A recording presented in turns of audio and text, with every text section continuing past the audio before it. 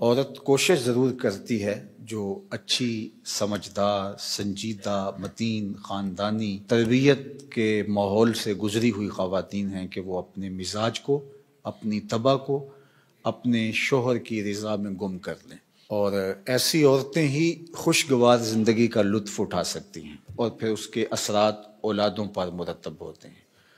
اور مرد کے حقوق کو بیان کرنے کے لیے اللہ کے محبوب علیہ السلام نے جو تمثیل بیان فرمائی ہے اور جو پیرایہ گفتگو حضور نے اختیار فرمایا ہے، اس سے بہتر ہو ہی نہیں سکتا۔ ہوا اس طرح کہ صحابہ حضور کی خدمت میں حاضر ہوئے اور کہا کہ ہمارا اونٹ دیوانہ ہو گیا ہے۔ فرمایا چلو میں تمہارے ساتھ چلتا ہوں۔ صحابہ کہتے ہیں ہم ڈرے، کیونکہ اونٹ جب دیوانہ ہو جائے تو پھر اس کو سنبھالنا آسان نہیں ہوتا اور وہ سخت حملہ آور ہوتا ہے۔ تو خیر حضور تشریف لے گئے، ہم بھی حضور کے ساتھ تھے۔ جو ہی دروازہ کھولا تو اونٹ دوسرے کنارے پر تھا، دوڑتا ہوا آیا۔ تو حضور کی زندگی کتنی قیمتی ہے، تو صحابہ کے سینوں میں دل تھر تھر کانپنے لگے، لرزہ بر اندام تھے کہ جانور ہے نقصان نہ پہنچا دے۔ تو کہتے ہیں وہ جب قریب آیا تو حضور کے قدموں میں سر رکھ دیا، اللہ اکبر، اور سجدہ ریز ہو گیا۔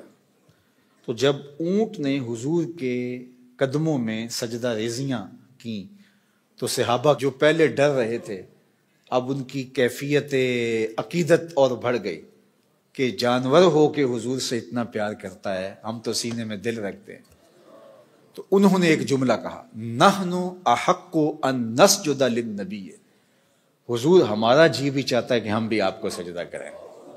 یہ جانور ہو کے آپ کی معرفت رکھتا ہے، پاگل ہو کے آپ کو پہچانتا ہے، ہم تو سینے میں دھڑکتا ہوا دل رکھتے ہیں اور دل میں آپ کے پیار کی ایک کائنات آباد ہے، تو پھر ہماری پیشانیوں کے اندر بھی سجدے ٹپک رہے ہیں، ہم بھی آپ کو سجدہ کرنا چاہتے ہیں۔ تو آقا کریم نے فرمایا اگر میری شریعت میں سجدہ جائز ہوتا تو میں بیوی کو حکم دیتا کہ شوہر کو سجدہ کرے، لیکن کسی کے لیے سجدہ روا نہیں رکھا گیا۔ تو یہ حضور نے سجدے کی ممانعات کو بھی بیان کر دیا اور شوہر کے جو حق ہیں بیوی کے اوپر ان کو بھی بیان کر دیا۔ تو اس سے بہتر انداز گفتگو کا تکلم کا نہیں ہو سکتا جو اللہ نے اپنے محبوب کو عطا کیا۔ اسی لیے ایک دن میرے حضور علیہ السلام نے فرمایا انا افصح العرب، بات کرنے کا جو سلیقہ میں جانتا ہوں کوئی جانتا ہی نہیں ہے، گفتگو کا طریقہ جو میں جانتا ہوں وہ کوئی جانتا نہیں ہے۔ یعنی ایک جملے سے ان کی نفی بھی کی اور یہ بھی بتایا اگر جائز ہوتا تو شوہر کے لیے بیوی کو سجدے کا حکم دیتا۔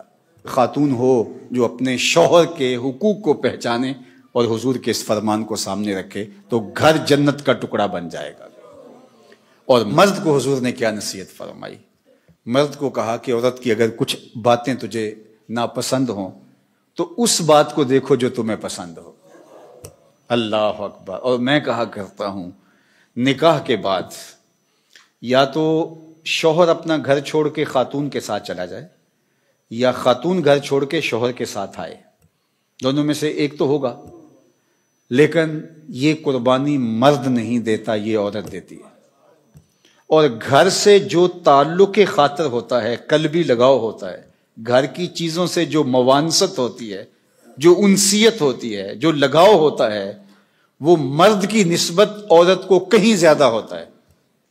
گھر اس کے لیے ایک عقیدت گاہ ہوتا ہے، لیکن اس بسے ہوئے گھر کو، آسودہ گھر کو کون چھوڑتی ہے؟ خاتون۔ کس کے لیے چھوڑتی ہے؟ شوہر کے لیے۔ مرد صرف یہ ذہن میں بٹھا لے کہ میرے لیے اس نے جہان چھوڑ دیا تو اس کی بہت ساری غلطیوں سے وہ درگزر کرے گا۔